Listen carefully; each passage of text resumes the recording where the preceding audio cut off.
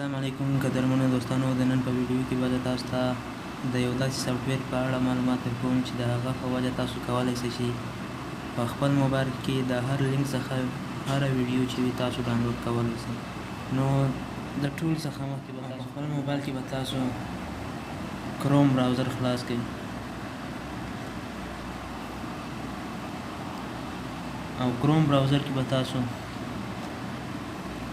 vidmate.com سرچ کړئ.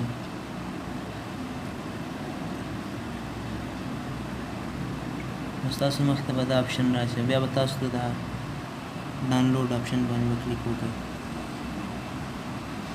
کله چې دا راشي نو بیا به تاسو اوکې باندې کلیک وکړئ. نو قدرمنو دوستانو زه کوشش کوم د دې ایپ لینک تاسو ته په ډسکرپشن کې هم درکړم، تاسو کولی شئ ډایرکټ د ډسکرپشن نه ایپ ډاونلوډ کړئ. کله چې ایپ ډاونلوډ کړو نو بیا به ستاسو په سکرین باندې به ویډمیټ ایپ راشي. بیا به تاسو چې کومه ګانا د یوټیوب څخه ډاونلوډ کول غواړئ خپل میموري کارت ته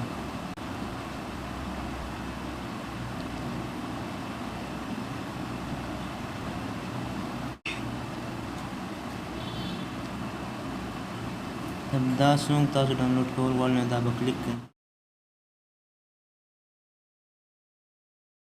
نو تاسو به شیر بټن کړئ او دې کې بیا تاسو کاپي لینک کلیک وکړئ. کله تاسو لینک کاپي کړئ ویډمیټ ته لاړ شئ او ویډمیټ کې به د سرچ په آپشن کې تاسو دا کوم لینک چې تاسو کاپي کړی دی دا به پیسټ کړئ. کله چې پیسټ نو بیا به ګو باندې کلیک وکړئ.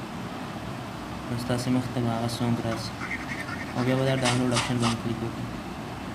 نو اوس دوستانو که تاسو په هر څه ایچ ډي کې ویډیو ډاونلوډ کول غواړئ، MP4 کې، اډیو کې ډاونلوډ کول غواړئ، دا درې اپشنان تاسو انتخاب کولی شئ. که ویډیو کې ډاونلوډ کول غواړئ های کوالټي والي د MB-انو ته ګورئ چې څومره MB زیاتې یا عموما ستاسو ویډیو به صفا وي.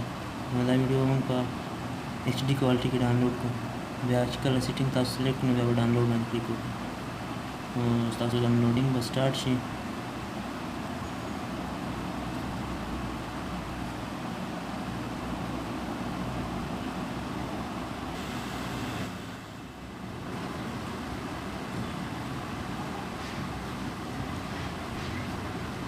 نو دوستانو داسې به ستاسو ویډیو ډاونلوډ شوی او تاسو خپله ویډیو خپل میموري کارت کې هم کتلی شئ. نو اوس به تاسو ته ویډیو د ښکاره کړم چې موږ سره مکس پلیر کې به ویډیو موجود وي.